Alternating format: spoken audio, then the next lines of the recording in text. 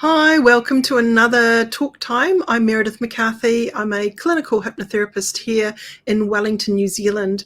Every week we do these talk times and we're talking about different topics, everything to do with hypnosis.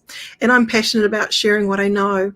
On this edition of Talk Time, we're going to be talking about cognitive psychology and how your mind might be sabotaging you and how we work with clients. Teresa Saunders is a fellow colleague of mine. She's also based in Wellington, New Zealand, and she's going to be joining me today. So I hope you enjoy this edition.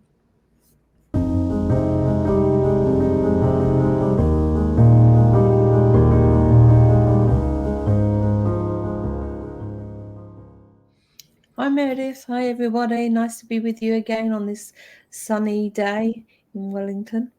It is beautiful. We've just gone into daylight saving, we've claimed back an hour for our sunlight in the evening. It's quite lovely, isn't it? It is. Summer feels like it's around the corner. When we're looking at diving into today's topic, we've got a couple of key things that I want to share with you about one, what is sort of happening on a cognitive level to the mind, and we're going to go through some understandings there and also how a hypnotherapist works with this. So let's dive into some slides. When we're kind of looking at that idea of self-sabotage, this is something that a lot of us are familiar with, where the mind is working against our conscious goals. Now, most people that come in for a session are looking for help with motivation to break through a block, and they often sort of describe it that way. So when we're looking at working with clients, we need to look at what are they doing that might be self-sabotaging action and sort of explore, is there a reason, is there secondary gain, what might be going on there. What are your thoughts on that one, Teresa?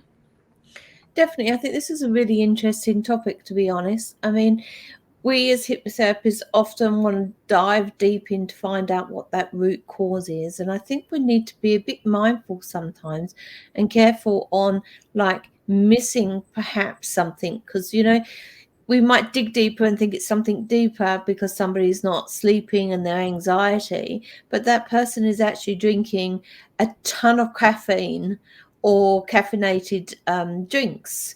And that's what's actually stopping them from sleeping and making their anxiety more, not necessarily the cause. So I do think we have to bear that in mind as well. Most definitely.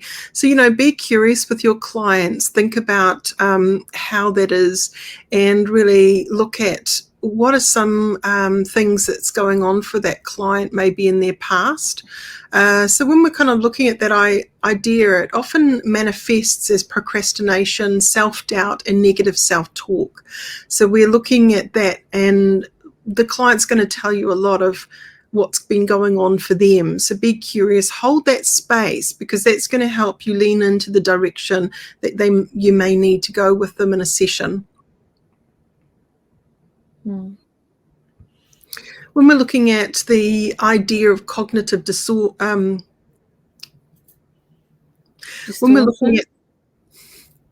when we're looking at the idea of cognitive distortions, they're patterns of thought that can distort reality and lead to negative emotions. And many people, it's mind-made. We're making up stories of belief in our mind. And that's something that as hypnotherapists, we're really good at dealing with. What are your thoughts? Yeah, with self-sabotaging, we often ruminate on those negative thoughts. And, they manifest, they go bigger and bigger the more that we think about it. So when we think about the saying, where attention goes, energy flows, it's so true. So if we want to reverse that pattern for our clients, we need to really key in, what do they want instead, rather than focus too much on what they don't want. This is a wonderful and perfect opportunity to explore. So what do they want? What's the opposite of that? So when we're kind of looking at that idea of bringing it all together, just to recap, so self-sabotage is when our unconscious mind works against our conscious goals, and it often manifests as procrastination, self-doubt, or negative self-talk, and the cognitive distortions are patterns of thought that distort reality, leading to negative emotions. So when you go, yeah. So I'm not sure whether this leads into the next slide or not. What I was going to say is often people get confused, emotions and feelings, the difference between the two of them. Do you want to explain to those listening, Meredith, what the difference is between an emotion and a feeling, and how that is perceived in our body or mind? Well, when we're kind of sensing something on a feeling level, quite often it's not even conscious. So it's like a reaction to something which is very raw and real. So we might start to behave a certain way because we're getting the sense or feeling, but we may not actually be emotionally aware that that's what's going on. If we look at someone says, how do you feel about that? We might even have to think, oh, how do I feel about that? It's not in the forefront of our mind. So often the emotions that are going on for us are very real and raw, but maybe they're not conscious. We're not connected to them yet. We haven't given them a meaning or an understanding. So, yeah, what are your thoughts on that one, Teresa? Yeah, and I sort of think that, sometimes when somebody has a thought, I like to explore what emotions are attached to that thought, if it's like a negative one, and trying to unpack and explore to see where your client's mind is going into that behavior, to see if you can see the reasonings behind that behavior. And many people, they have no idea why they're doing it. It's such a deep autopilot that's in them, but they can't actually determine why. They just know they're doing it. Now, if we think about people on screens, they're addicted to their device all the time. It's an accidental addiction cycle that they might have found themselves in. So they may not be aware of how addicted they are until they go without it. So suddenly their phone breaks, and then they're sort of checking, oh, hang on, no, I don't have my phone.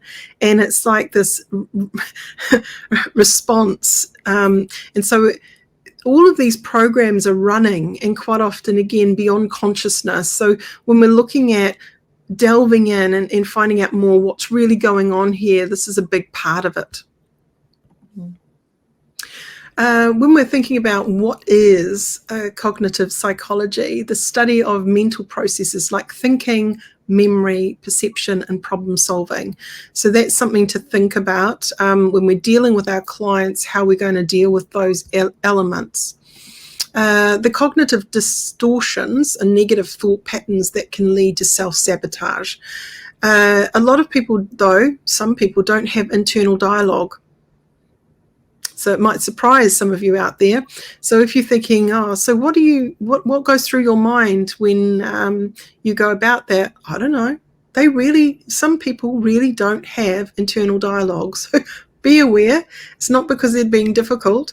They might not actually be processing the world in the same way you do.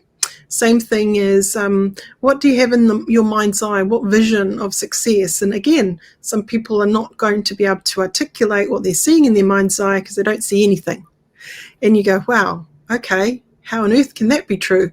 So when we're looking at negative thought patterns, thoughts come in different ways for different people, and it may not necessarily be the way that you're processing your thoughts. So just be aware when we're dealing with clients that can happen. So drop in, find out, how's my client actually processing their story? What's going on here? What are your thoughts on that, Teresa? Definitely, again, I think we've brought this up many times, is we're not the fixer. Our client is the fixer. Our client has the answers. So just because we would react in a certain way to that situation or challenge, your client may not do. So it's really important that we don't impose our beliefs and values onto the person that's come to see us for therapy. Absolutely. So when we're looking at that idea of the study of mental processes like thinking, memory, perception, problem solving, thoughts and beliefs shape our emotions and behaviors, and cognitive distortions and negative thoughts, thought patterns that can lead to self-sabotage. So just being aware of how that is. So when we're thinking out thoughts and beliefs shape our emotions, quite often those are handed down off our family, where we're learning about many beliefs about the world because their families told us stories. Now, some of those stories might be quite distorted, actually. Maybe it's a story around money, you know? Yeah, how And many of us were taught money grows on trees or money doesn't grow on trees, you know? And as a child, we'd go around looking for trees with money on. Yeah. So if we want to shape ourselves into new behaviours of belief, we need to kind of be aware, hey, what is behind this? It might not actually be owned by you. It might have been taken on board at some point because you've had an experience. But that doesn't mean that you don't sort of grow out of that. Absolutely. And this is why therapy is so valuable. It helps a person shake away those old ways of doing things and bring in new thoughts, new beliefs, and really reinforce them. When we're looking at that idea of the distortions in a therapy session, how would you deal with that if someone came in and you noticed that they were over grossly exaggerating something? What would you be listening out for? Well, there's a couple of ways that you can look at that. I mean, you could actually be looking to seeing if they're actually running in fight, flight, freeze mode, and whether you need to activate the parasympathetic mode, you know, your rest and digest. And one of the ways that you can do that is by actually getting them to imagine that they're eating or chewing gum or that sort of thing. And that's often a tactic that is used with some therapists to get people to choose gum, to take them into the rest and digest, because the saliva then activates the parasympathetic nervous system and we cannot be in both at the same time. So that's a good way to bring them out. And another way would be to explore the dialogue in that, you know, and what if that okay, that happens, so then what? And keep going like, and then what happens, and get them to tell you the story. Many of my clients might come in and use the word never. I can never get my head around this, or I can never achieve this because, and they've got these huge beliefs about their ability to get through something. And quite often if you challenge that never and you say, never? What about, and you give them an example and go, oh, yeah, well, maybe not never. So it kind of gets them to be challenged about these gross exaggerations of a position of belief. So they stop being victim to it, because quite often that can create a real victim energy. So nothing goes my way. Nothing ever goes your way. You know, probably many things have gone their way, but they're focusing on the things that didn't go their way. And then they're adding that to their bigger reality. That's right, ruminating again on those negative thoughts, which just then sometimes make it grow and grow, grossly exaggerated. So when we're looking at some common cognitive distortions would be black and white thinking, seeing things in extremes. Can you think of any example that you would say would be black and white thinking? Oh, now you put me on the spot. Again, right, I'm always late and never on time. Yeah. When we're looking at getting that belief swinging in the opposite direction, obviously there are going to be some kinds of people who are very black and white generally in their way of thinking. There's one way or another. There's not an in-between way. So you may find that because they're in that negative thinking, to flip them is very, very dramatic. Whereas if someone's got levels of grey, like in between, their dramatic shift may not be the same. So that can happen too, where you're going to see a person who's overly pessimistic become very, very optimistic if they flip. Whereas someone who isn't so much black and white thinking, sort of extremes, they might have a more moderate reaction to something. Subtle changes can occur, yeah. Absolutely. So when we're looking at this catastrophizing, so expecting the worst possible outcome, this is definitely something that people do a lot, and they come in because maybe it's a relationship. I hear that within relationships all the time, where they're catastrophizing and they're worrying about them cheating, like they've had someone cheat on them in the past, or not being a good parent. Maybe they're worrying about their own abilities and they're catastrophizing how they are as a parent, and they think, oh, I'm a bad parent, my child's going to be terrible, and it hasn't even happened yet. And actually, you know, the real example is there's many bad parents that have fantastic children.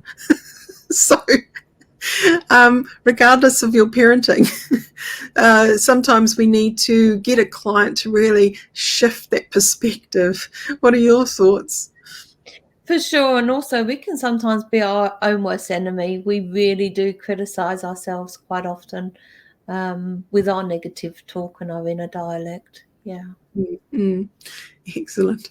So when we're looking at that idea of overgeneralisation, this is another one, making broad conclusions from limited evidence. So according to whom is that true? This is a good sort of challenger question to ask a client. What are your thoughts on that one? Yeah, when people come in and say, nobody likes me, I have no friends, you know, that's really a big, broad statement. And what evidence do you actually have of that? But it is a common phrase that people will tend to use. Definitely. So in a therapy space, we want to kind of go, is that really the truth, or is there something in between? Chances are high that the person is just feeling really wounded and they've exaggerated and overgeneralized their position. So it's good to kind of get a moment to inquire there. So mind reading is another one, big one. And that can happen often in workplaces. They go, oh, my manager doesn't like me. I'm like, okay, what tells you your manager doesn't like you? Oh, because, you know, they praise this other person. I said, well, okay, well, when we're thinking about praising the other person, let's look at the other person for a moment. How well are they doing in their work? Oh, they're okay. I guess they're average. And I'm like, well, what do you think you're doing? Well, I think I'm doing pretty good. And I'm thinking, okay, well, maybe the manager thinks the praise needs to go to the person who's maybe not doing so well. And perhaps because you're doing so well, you're actually not getting the praise, but that's because you don't need it. And then they go, oh, yeah, maybe. So it's like, okay, maybe there's another way of reading this, not just the way that you've been reading it. And what makes you think that? Has there been other times where people haven't praised you and it's not worked out well? So it could have been a past thing that they've gone through, a bit of trauma that's tainting the way they're experiencing their current experience in work. Maybe they've been through workplace bullying. Your thoughts on that, Teresa? Yeah, it can also be like a lack of self-confidence in the person that's thinking that, because your manager might actually think that you're extremely capable, so therefore need to sort of support others by giving them the attention and the praise to try and build them up. But they think that you carry on, you do your work well, and you don't actually need that praise, but you're actually taking that another way. So I think it's really good sometimes to ask those questions and find out why somebody's thinking or assuming that someone's thinking negatively about themselves. Yeah, for sure. This is, part of being a therapist, just looking at things. So just to recap on those, black and white thinking, seeing things to the extremes, catastrophizing, expecting the worst possible outcome, overgeneralizing, making broad conclusions from limited experience, and mind reading, assuming others think negatively about you. So when we're dealing with clients, we need to sort of engage some tools. Now, hypnotherapy is really good at working with clients at that level. It's delving into that subconscious where their mind has those deep beliefs stored. For sure, and I think this is where we come into our own. You know, we can use the CBT with the hypnotherapy because we can access rather the subconscious mind as well and really get in there deep. For sure. So it helps challenge and reframe that cognitive distortion really well. I think Milton Erickson, if you think of the idea of Ericksonian language patterns, it's funny how when you think that things are going so bad, that's when you make your biggest breakthroughs.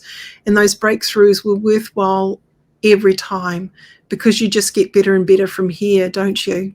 And so you can kind of add an ego strengthen in that wonderful hypnotic way. So, direct suggestion, embedded and deep structure, all of these things we can use to reframe that cognitive distortion into a better one. If you're going to bother believing something, let's make it shinier. By working with the subconscious, hypnotherapy reprograms that thought process really well. So just recapping on those things, what are your thoughts for that, Teresa? Oh, definitely, like we said earlier, where you where you focus attention, energy flows, and let's make it positive. Why not? So often we get into that negative, and we're really good at putting ourselves into a negative spiral. Let's flip it, make it positive. We're living life. Let's enjoy it. Make it positive. Make it fun. Absolutely. So when we're looking at that reprogramming the cognitive distortions, we want to restructure those negative beliefs and really challenge those ideas. Reframing the emotional response also, this is a core part of a hypnotherapist toolkit. If you don't do that, it's not going to work. We need to recreate or reinforce a new outcome to that trigger response. So every time they go into, let's say it's fear of flying, every time they go on a plane, from now on, they are feeling calm, relaxed, in control, and enjoy the entire flight from beginning to end. And even beforehand, they're looking forward to it. So you want that response to be very, very different. And that's a core part of what we do as hypnotherapists. What are your thoughts there? Oh, for sure. And if you don't do that, then you are not going to get always very good at positive outcomes. There are certain parts in hypnotherapy that are just a must that need to be embedded into your session. So positive affirmations, there's something about the power of words. Words have power, and that positive way of framing something rather than you're not going to feel distressed. You're going to feel emotionally resourceful and calm and confident. So we want to make sure that if we do notice the negative, and we say that in our hypnotic journey with someone, we're also finishing with the high note. It's really important that you're showing the brain what it's going to do now. And I think people forget this in everyday language, and it's something that perhaps you can try and be thoughtful about the words that you actually use. Like often we say to our children, don't forget to bring your homework home, or don't forget your PE kit. Whereas our brain thinks about it and thinks forget, and they don't bring it home. But if you say to them, please remember to bring home your PE kit, you think, remember, now what was it I had to remember? And then that triggers that thought and the memory, and you quite often will bring that home because you're remembering it. So the words do have power of how we behave. Absolutely. When we kind of look at that idea of, I guess, working with different clients, obviously each client has their own reason for turning up, and investigating and taking a bit of time and energy to look at, the restructuring, the reframing, and the positive affirmations. These are core things that a hypnotherapist does. Yeah. Okay, so when we're kind of looking at the idea of practical techniques for clients, so self-observation, noticing the negative thoughts when they arise, I often tell my clients, get excited when you notice it, because then right there you have choice. You can choose to change it. If you don't notice it, you don't have the choice, right? So get excited when you start to notice an observation of a negative moment where you, in that moment, because you now notice it, you can exercise choice. Challenging the beliefs, actively questioning the truth of sabotaging thoughts. It may seem like you're going to slip out of rapport, but actually this is the big breakthroughs that often when you ask open-ended questions in the right way, the person will self-actualize. They'll start to join the dots. This is a very powerful part of good therapy. What are your thoughts there, Teresa? For sure. And I know so many people that don't like to sort of dig into this area because they feel they're being intrusive or going to break that rapport. But I think it's really important that you believe in yourself and you believe in what you've been trained in, and you do challenge beliefs. Mm. Quite often I'll task a client to go away and say, is it true or false? How do I know that to be true? So that's one of the exercises. They might go away and really start to explore. So when they're triggered with something very strong and emotional and they're about to kind of pivot into reaction, that's an opportunity for them to say, hey, you know, is this fact or fiction, or is it mind made? Have I conjured this up because I'm worried about this? Another one I ask people is like, when they think about it, is that my thought? Is that my belief? When did I first find it or think it and feel it? Mm. Okay, so that was when I was a child. Do I still feel the same way now? Probably not. And Mm. looking into in those sort of ways as well. For sure. So positive visualization. So hypnosis helps a client visualize success. Now, again, there will be some clients that don't know how to do positive visualization, right?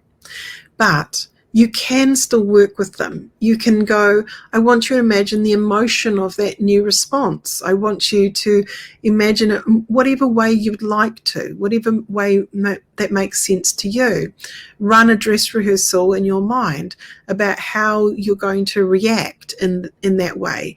But the person may not be visualizing how they're reacting. They just might be imagining how they're going to talk themselves through the moment and how that's going to feel.